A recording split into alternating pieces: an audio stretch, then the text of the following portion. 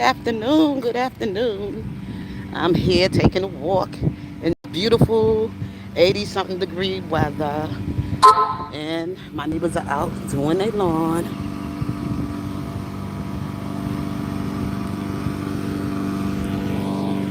But anyway, look at the baby across the street. Okay. Good morning. Good afternoon. Hi. Yeah. Oh, it's a beautiful day in the neighborhood. Sometimes you just gotta get out and just walk around. Look at this. They got their little garden going on over here. This is see garden.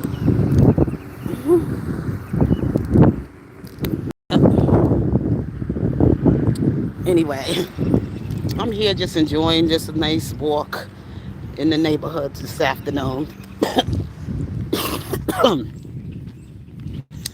I'm gonna walk into the park and everything. So what I wanted to talk about is that I saw something, and I said it makes so much sense that I'm glad somebody said it. Like these people that's going around talking about Mother Africa and the motherland, the place of civilization, where civilization begun. I was like, what's so civilized about Africa? What is civilized about Africa? Okay. I wasn't born in Africa. I was born in America. And my family was born here. My ancestry, anyway. My mother, my father. You know, maybe many, many, many, many years ago, you know, we were in that part of the world. Anyway, this is where the park is. I just got to see where I'm going. He's walking his doggy. I'm walking here. Let me show you where I'm walking.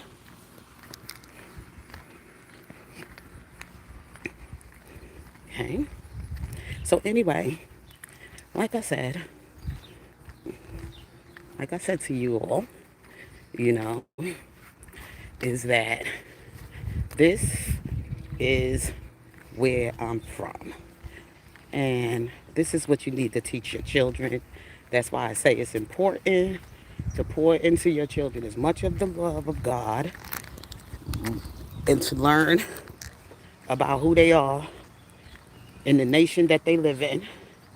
And it's important because now look at what we see in the world today. Look at all this crazy stuff we see. We got people in our country living here hating America, hate Americans, and they just came in over our borders.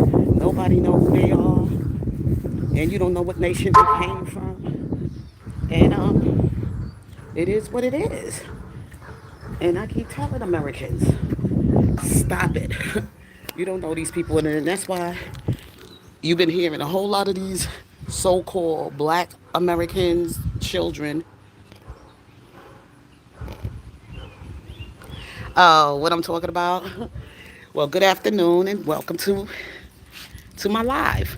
What I'm talking about is just us showing appreciation for what our country do for us, not what our country do for us. We always asking for America to do this and America to do that, but what are you doing for America?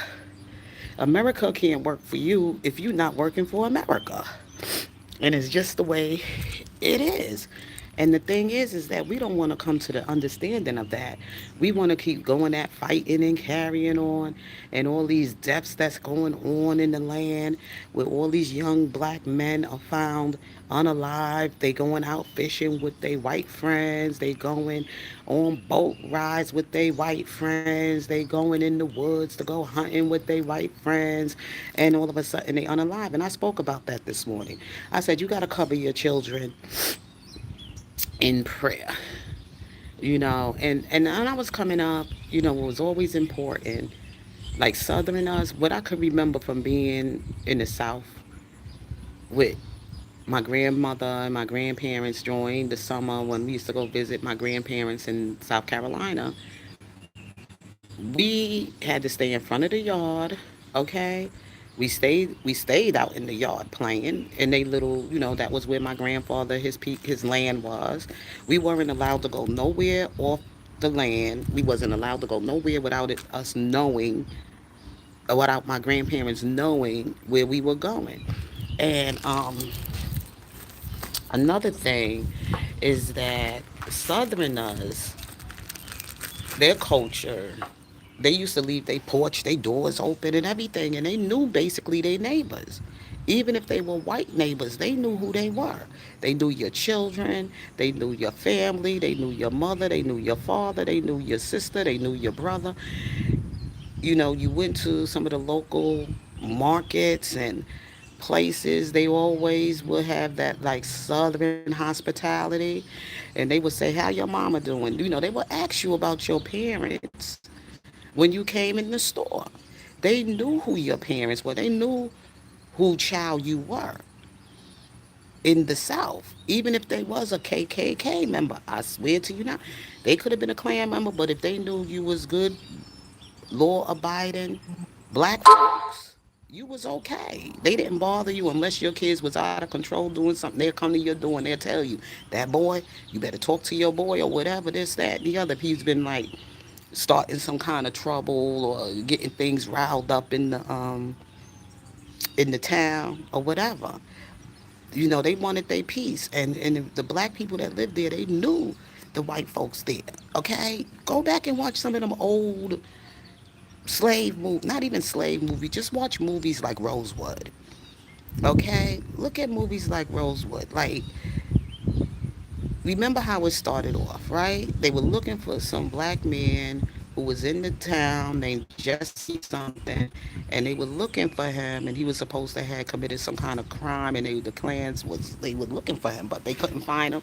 So this new being came into the town, which was Ving Rhames, and he came in town with his horse and everything, and he was a new man in town, so people weren't familiar with him, and they was looking for somebody by the name of Jesse Owens. And he was like, I'm not, no sir, I'm not Jesse Owens. I just came in town or whatever like that. And they checked his passport or whatever, how he came into over there in Rosewood, in they town.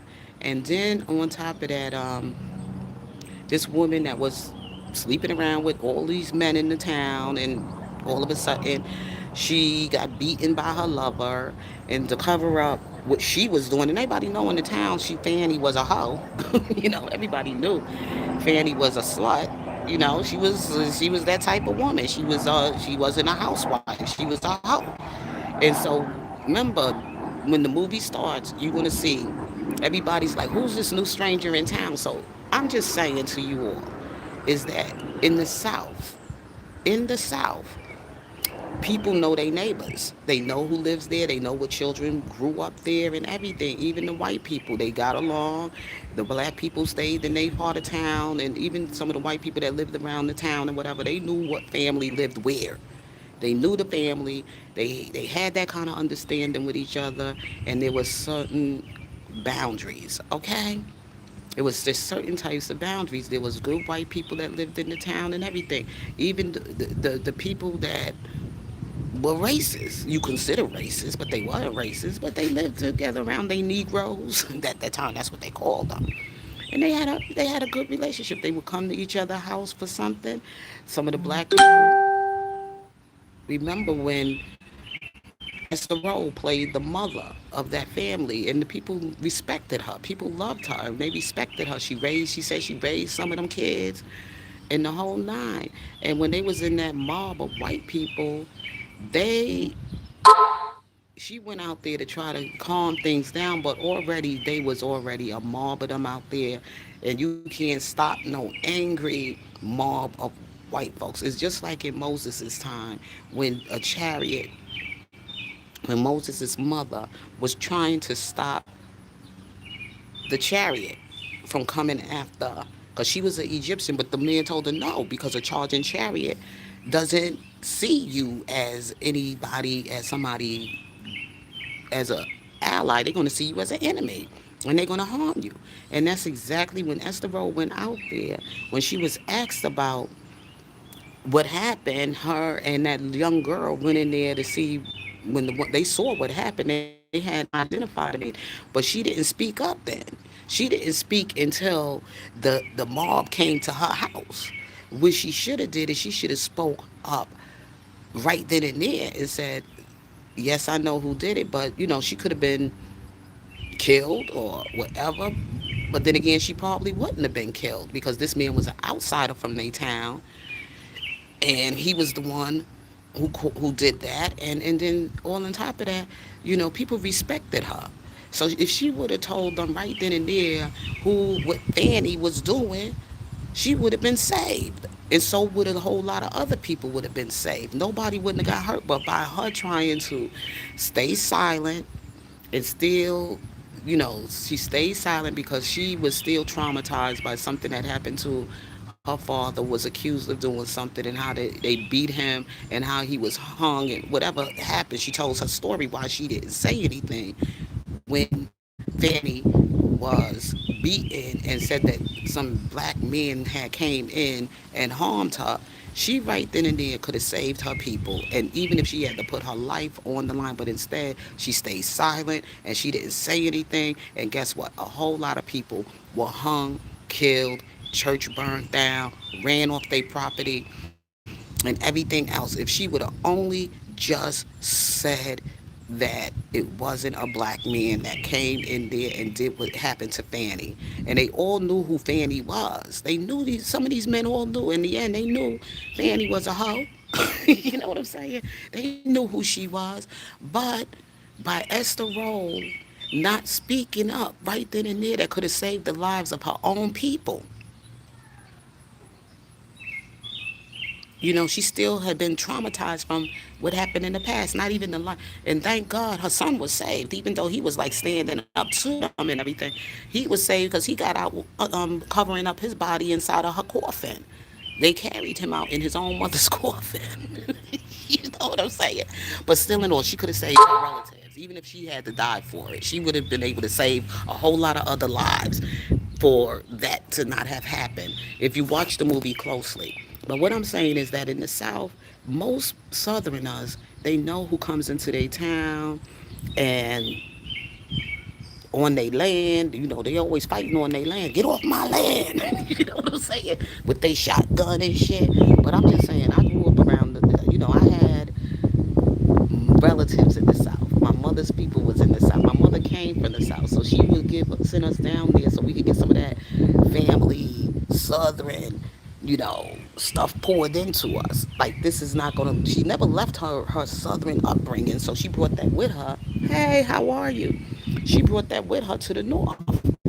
Up north when she came up to the North when she was a young girl, she still had those Southern values.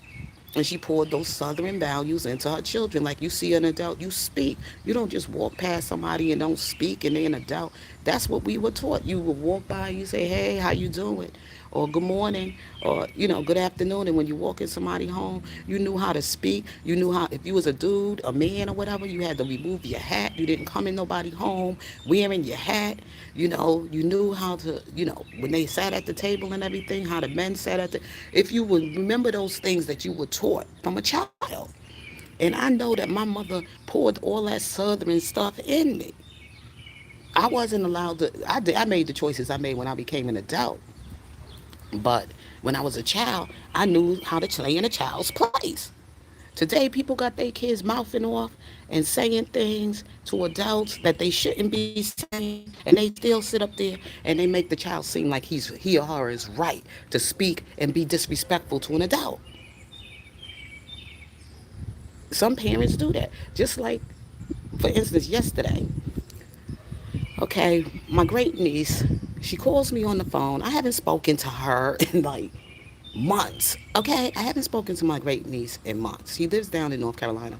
I haven't spoken to her in a month, and she, the story with her is that her mother passed away, and when her mother died, which is my sister, this is my sister granddaughter, one of my sister's granddaughter. When her mother died, her children were put in what they call, like, no family member came and claimed them, like my sister and everything, because of her struggled with her illness, she wasn't able to really take the kids under her custody to bring the kids to her.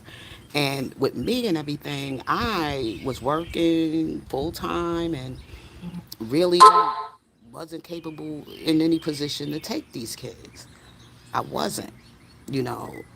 And they have a grandfather. They had a grandmother, the grandfather, and I can't override them. I'm the auntie, the great aunt. I'm not the grandmother. I'm just the great aunt. So there's a certain way that they do things, and you have to go through it through the court process. And when their mother died and everything, the kids went into foster care.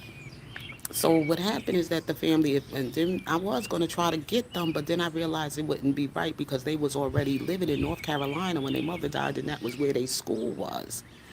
You see, that's where their school is. That's where they had they friends and everything else like that. They don't, and then to take them out of interrupt their education and to interrupt their life growing with their friends and their peers and everything. We didn't want to do that. So we want to make sure the kids just age out of the system, but stay connected to us. Just stay connected to us.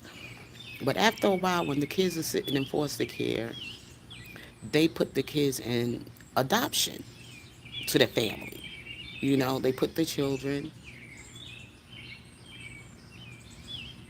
Yeah, George, you got some Georgia roots, right? Yeah, I grew up in New York, but I had Southern upbringing. I had a Southern upbringing. I grew up in New York, but my mother still poured in those Southern values in us, in her children. Now, some of us kept it in us and some of us didn't, but I did. But anyway, um, my niece and everything, my great niece and everything, they was adopted by their foster mother, right? But still, their grandfather just recently just passed away, right? And he was there mostly there taking helping them out and everything, but they wouldn't allow him because he wasn't remarried. He still had, he was a man and he had a lot of health issues, so he really couldn't take the kids. And they were like 11 and I would say 11 and 13 or something like that when they went in foster care when their mother passed away. So anyway, so I've been in contact with my niece, and then most of the time she would call and ask for money and those type of things. And then sometimes she's been very, she's been a sweet kid. She's been a very nice kid and everything. But then a year later, I found out she was expecting and she was having a child. So I was like, what kind of foster mother is this? You are a minor. I don't know nothing about, I never heard her talk to us about any boyfriend or anything like that. But here we are now trying to figure out if this lady home is safe for these kids to be in, that this young child is now in trouble with a child and everything. And I just spoke to her and I said, and and I saw the baby on Facebook, whatever, because I didn't know about the baby until basically when she was basically about to have the baby. We were shocked. So what I did is I said, I don't know if it's so I called her foster mother or her adopted mother, whatever, to find out what's going on and how, the lady never returned the phone call. She never returned a phone call to us when we were trying to find out what was going on. How did she get in trouble? Like right now she's still going, she's in school and she's been having a lot of problems too. From what I understand, there was a lot of things like she was going to see therapy and everything because after their mother died and everything, was a lot of stuff that these kids were dealing with. Anybody lose a parent, they go through a whole lot. And then her father wasn't doing much of anything. He's like, because I had asked her father, because I know the kid's father, and I had asked the father about her, and the father was like, he just lost his mother, and he was going through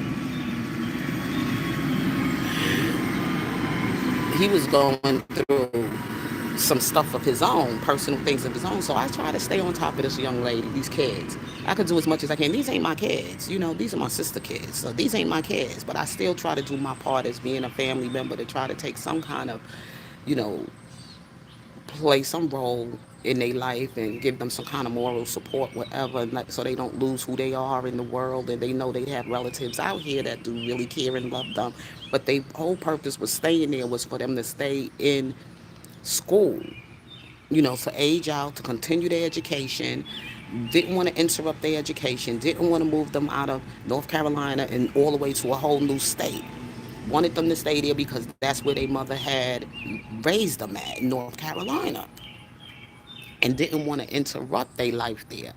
So when we found out about that, I called the agents, I called the people, the whatever people, and I asked them some questions about her having a baby. She's young, is she really being cared for in the proper way? Is this lady really, making sure her home is safe?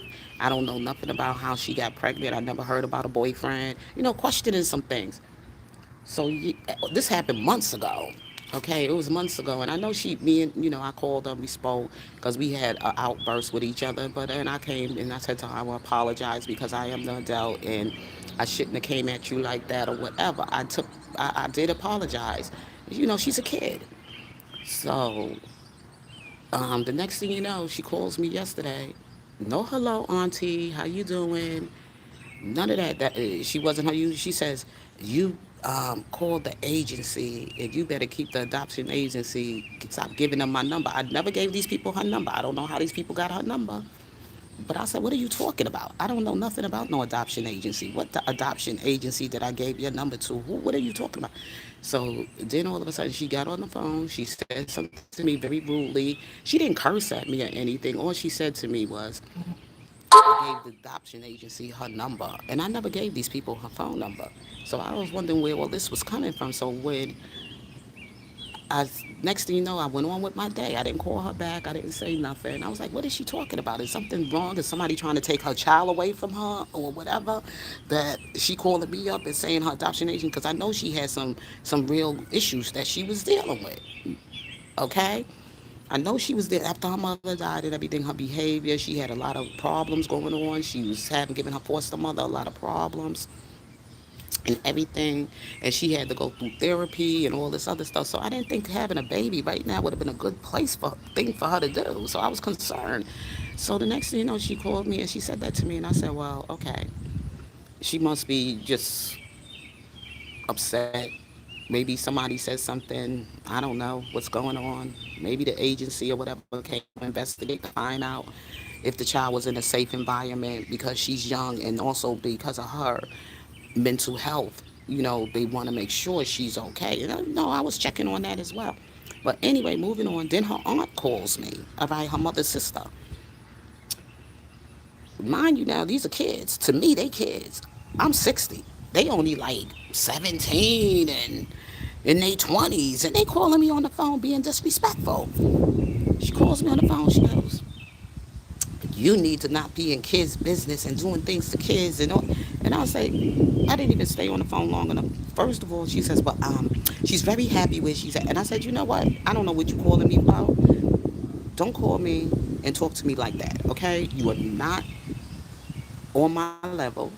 You are a child and you need to stay in a child's place." But she was ready to say something. And as soon as she said that, I just hung up the phone.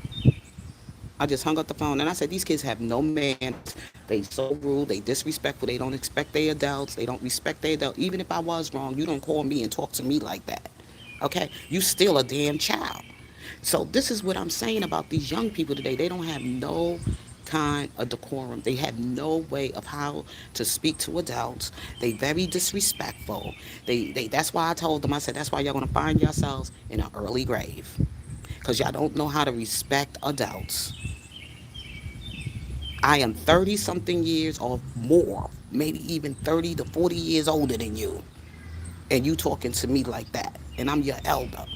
And if I did speak to somebody from the agencies or whatever like that, I spoke because I was concerned about your safety, and if you was in a safe environment, and if somebody was really there caring for you properly. And that baby was in a safe environment. Because here this young girl pops up with a baby and nobody know who the hell she had this baby with.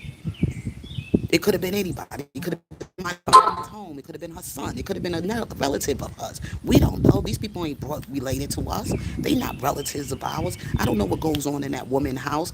Plenty of times I have called that woman and that woman never returned any of my phone calls. You know what I'm saying? They don't teach their kids no manners. They got these kids and then they in this they grown up, and just because she is your foster mother, you are still a child of this family.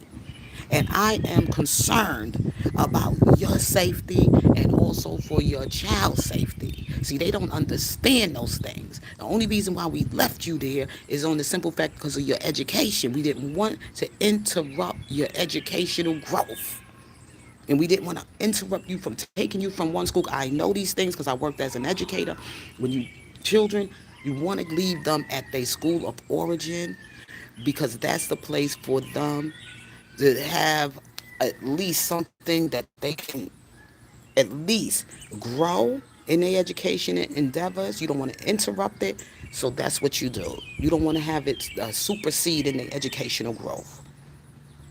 I know these things. But we still stayed connected to you. We still called your foster mother or your adopted mother, whoever she is. We've been in touch with her. We've been staying in contact with her to keep up on your status or what's going on around you. All of a sudden now you popped up with this baby. Nobody know nothing about these people. Don't know nothing about these boyfriends. Nobody knows who you dealing with out there. And I'm just saying how these children get lost in this system. We wasn't trying to lose you in the system. We were staying connected to you. I'm your aunt, your great aunt. But that's your grandmother. My sister is your grandmother. And on my sister's behalf, I was checking up on you. And that's what we were taught to do. This is the kind of way we keep staying connected with our family and our children in the family. So they don't get caught and lost out there in the system. You are still related to this family. So what happened, it was my father's birthday, so I had sent them his graphic of, a tribute to him celebrating his life and teaching them some of the.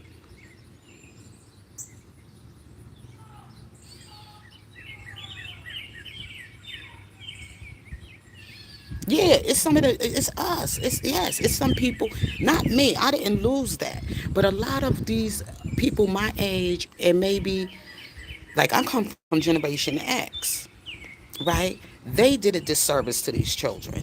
That's why these kids are like that. They stopped pouring into their children their family history. They stopped giving them some kind of upbringing. They didn't teach them anything. They just dropped them off here in the world and just left them out here in the wild.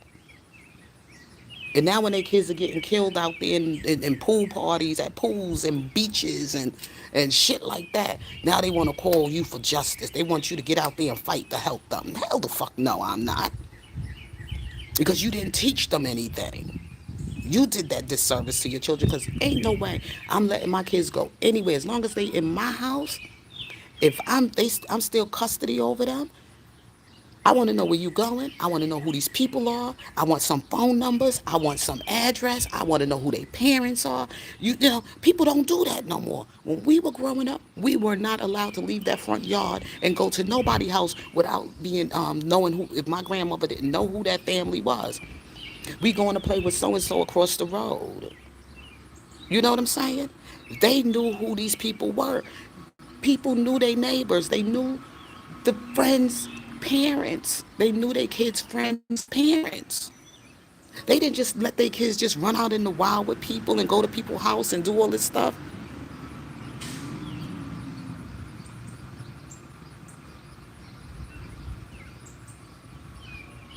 Yeah. They don't, you just don't go running around, letting your kids just run around with being with folks and you don't know who these folks are. We knew who these people were. We were not allowed to go to nobody's house that my mother didn't know. We were not. We had to tell my mother who they were. My mother had to know who their parents were. And that's the same way when we went down south to be with my grandmama. The same thing with mama. Mama didn't allow us to go off that yard. We couldn't go play. We had a whole lot of yard to play in. We weren't allowed to go play in no other child house unless my grandmother approved of it. And it had to be somebody over there to watch us. It had to be an adult over there. Y'all can't go on down that road by yourself. We're so and so. They had to put somebody that was a responsible adult to watch the younger people. We just didn't just go around just hanging out with people, calling them our friends. If my mother didn't know who they were, we wasn't allowed to go to their house. Wasn't allowed to go nowhere with nobody. He wasn't allowed that. And I worked in a child care center. So some of them little kids in the classroom, they had play dates. Their parents will meet the parents at the school. They will get to, build their kind of friendship or whatever with their kids, and they will have a play date. They will meet with the family. The kids' parents will meet together and bring their kids to the playground or wherever they had. Like if they was going to the movies together, that was like a play date. The kids were gonna go to the movies with their family. They make a date. And that's how they built a relationship with the families and got to know the kids and got to know who their fathers was, they or anybody. People today, they just let their kids just run in the wild. They just let their kids just run with anybody.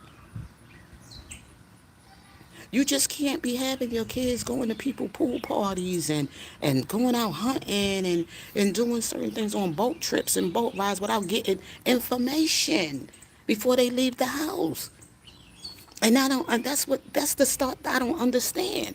If you love your children, you're gonna do everything you can to protect them and keep them safe. You're gonna say, look, where you going? Where they live at? What's the phone number? Give me their number just in case anything happen. You know, even when you live, no matter who, even if you're adult, you living with somebody, you're gonna tell them where you going. When I came down to South Carolina, when I left out of New York, and my uncle came and got me, and brought me down to South Carolina to stay down here with my mother relatives for a while, I stayed with my aunt. Okay, and I was 40 something years old. When I went out of that house, I had to make sure I let my aunt know where I was going. And the people that I was going out with, she was able to see who I was hanging out with, get an ID, get some kind of identification, get to see their car, get to see what they look like, get some description of them. Just didn't. I was 40 something years old, but I still lived in the house with somebody. Hey, how you doing, Marcus? And people don't do that with their kids today. They just think it's okay for their kids to just run out in the wild. Like today, we living in a totally different generation. We living in a different world. Social medias, you got all kind of stuff out there exposed around children that you need to be watchful about. You just can't let your kids just be with anybody. And they living in your house, anybody living in your house, wherever they go, they should be giving you some information. Your cell phone ain't going to protect you. At least give a number of where that person you going out with. If I'm going out with so and so, you got my phone number. Till this day, okay? My husband has my sister's number. He has. Now, I ain't giving none of my friends' numbers. No, no, no, no, no, no, no, no. We ain't doing that. But I'm just saying, okay? And even if he's going somewhere, if I'm going somewhere, we always got to leave something behind. I'm going to be at so and so. This is where I'm going today. And don't lie, because if something happened to you, then you told them a lie. They can't find you. It's nothing to lie about. If you're going to honestly be somewhere, that's where you're going to be. I give my information. People like, don't give I know I give out numbers wherever I go somewhere, even my sister and everything else like that. I'll call my sister. Look, I'm a so and so. Here's her phone number. Here's his number, or wherever. I let somebody know where I'm at, and I give them the number of the person I'm with too. I'm telling you, I do that. Ain't no night, don't give my number out shit. Hell yeah, I'm giving your number out. Just in case any goddamn thing happened to me and they need to find out what's going on. If God forbid, they have somewhere that can lead them. You just can't let your kids. I don't understand how Nolan's mama knew he was going out, but she didn't have no identification of none of these guys. She said they were friends and everything, and these were his friends and stuff. But did you know they parents? Did y'all ever have any? See, those are the things y'all missing. You know what I'm saying? Did she know Nolan's mother, Nolan friends' parents? Did she know anything about these kids that they were supposed to be his so-called best friends and these are his friends? Did you have any names and their phone numbers or something about their parents that you ever met them? Have y'all ever had any engagement together? Have you ever been at any celebrations? Like there's holidays like Christmas when people get to know people families. There's holidays like, Thanksgiving. Those two holidays where people share together food and fellowship. Okay, those type of things. There's times you can meet who your children friends are and who their family members are. It's all it is. That's all it takes. That's why I don't understand the way people raising their children today. They don't know my neighbor next door. I know her kids. I know her name. I know her brother. I know her mother. Well, I met her mother when her mother came over and everything else like that. I speak to my neighbors. My neighbors across the street. Every Christmas, I give them a Christmas card, or I stop by and bring some cookies or something for the kids. So my neighbors could get familiar with me and know who I am. Anything happen, I don't walk out my house without speaking to people that I see in my neighborhood or speak to my neighbor, because you never know. And now it's another story of another young man. He supposed to have went fishing with some friends and he ended up drowning.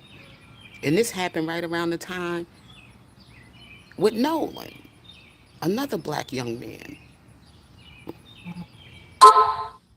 And there's just some things that black people and white people we don't do together. We don't go fishing and we don't go in the woods with hunting.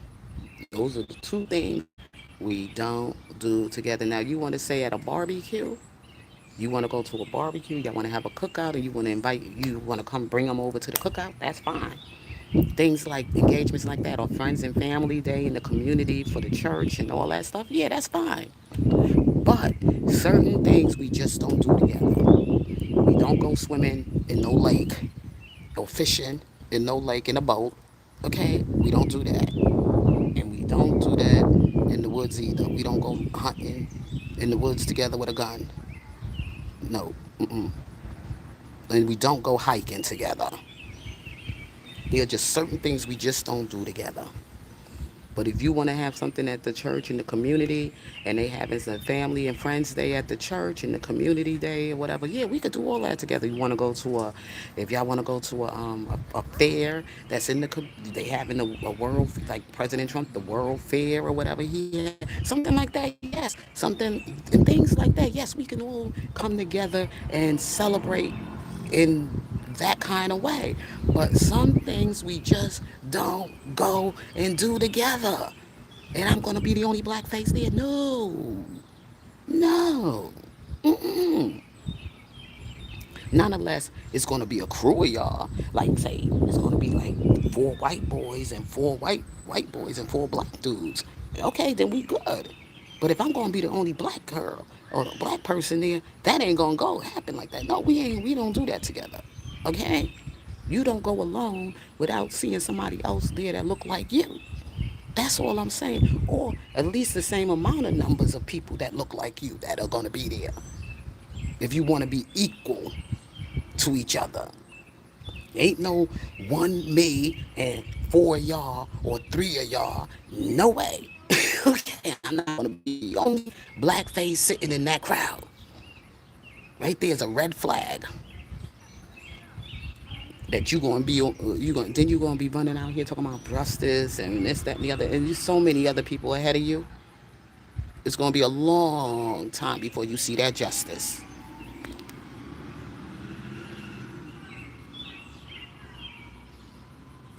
You know, it's sad and it hurts, but it is what it is, y'all. It is what it is. But back to what I said, like these young people, they not growing up, they not getting any kind of Christian foundation or family values poured into them, or learning things about how to live in the world, how to go places, and how to recognize danger. Amen. USA, USA, that's right. I'm born in the United States of America, and I'm a child of this country, and I don't understand black people running around here talking about the motherland. Motherland what? I wasn't born in Africa. Neither was my mother, and neither was her mother. They were all born here in the United States of America. So my mother is America, Mother America. That's who my mother. I belong to this nation. I don't belong to that nation over there in Africa. And talking about that was the place of civilization. Civilization. What's so civilized about Africa?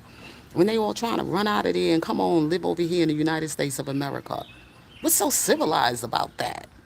Now I know there's some culture there and everything. I'm not knocking nobody's country, but come on now, let's stop messing, playing these games. Ain't nothing civilized about Africa. It's undeveloped. It's third world. People all over the place. The government is corrupt and it's messed up. There's no structure.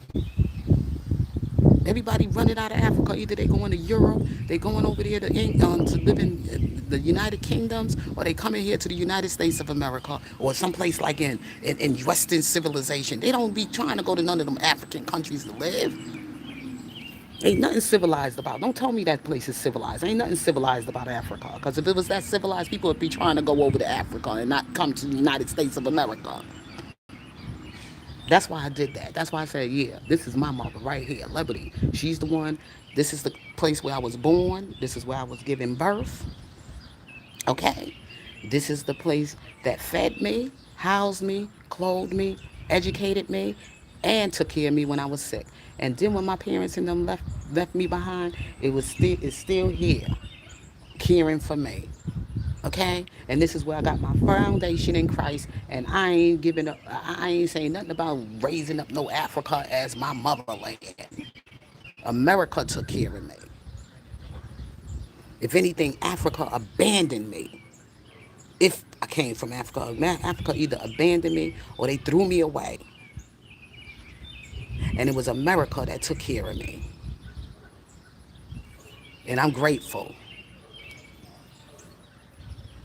You know, it was America that took care of me. She fed me. She housed me. She clothed me. She educated me. That's why I put it out there like that. Don't tell me no civilization in Africa when all the people from Africa trying to run and live here in America, and some of them even trying to be like me so that they could stay in the country. If it's so civilized.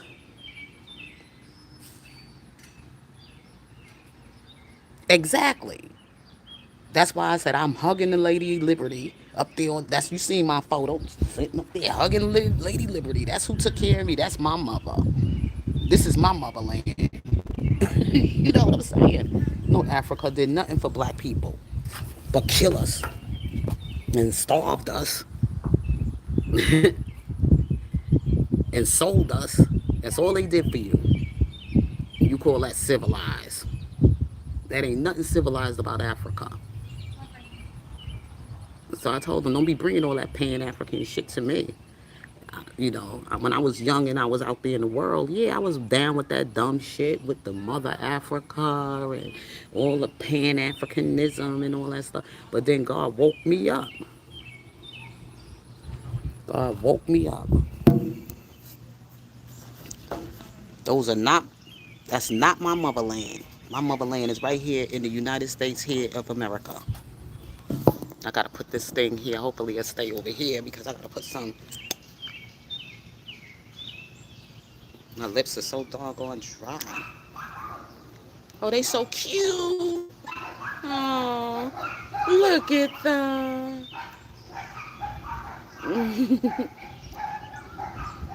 I see this family. They got their little girl, their babies outside. They got the little baby. They got the little doggy, and they got their other little toddler with them. So cute. Yeah, black people got to stop telling their kids they from Africa when they born here in the United States of America, and the United States of America been taking care of them all their goddamn life. Telling them that African shit. I had to put. Stop telling them they born here in America, they raised here in America. If their mother was born, see, those are the first immigrant children that came from their own countries, and they telling them that they live and raising their kids in America. They raising them to be terrorists right here in the United States. If they not bracing America, then they need to get the hell up on out of here. That's why we don't want birthright citizenship. Birthright citizenship is not a right. Hey, how are you? The standard. How are you? The standard? I can't read because I got these dark shades on. But yep. Stop bringing that Mother Africa bullshit to me.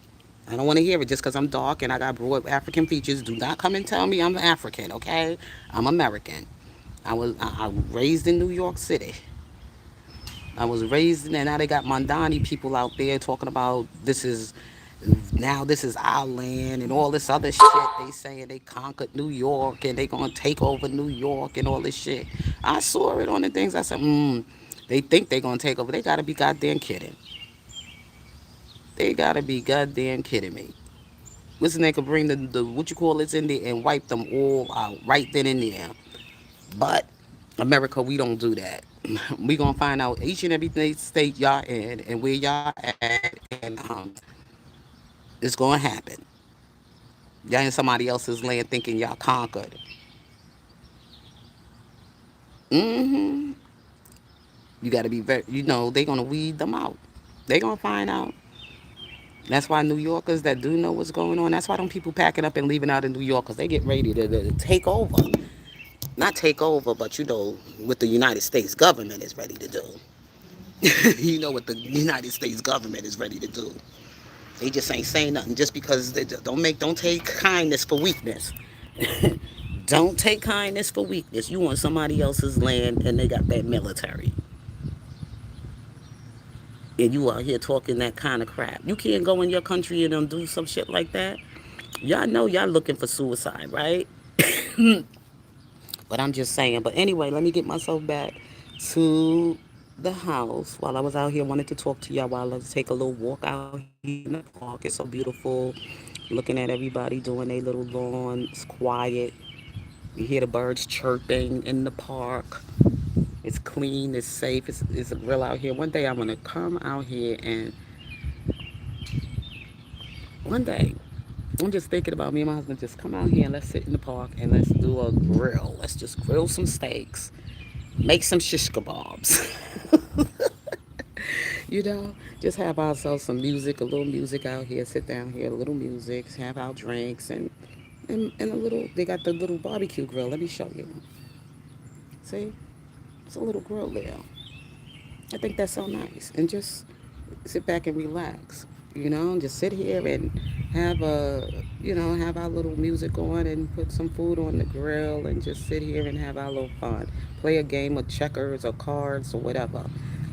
You could maybe play some card games and stuff. Yep. So anyway, with that being said, God bless you. Enjoy the rest of your afternoon. Maybe if something else pops up later, I'll probably come back and talk with you all. So until then, you all be good. Love you and peace.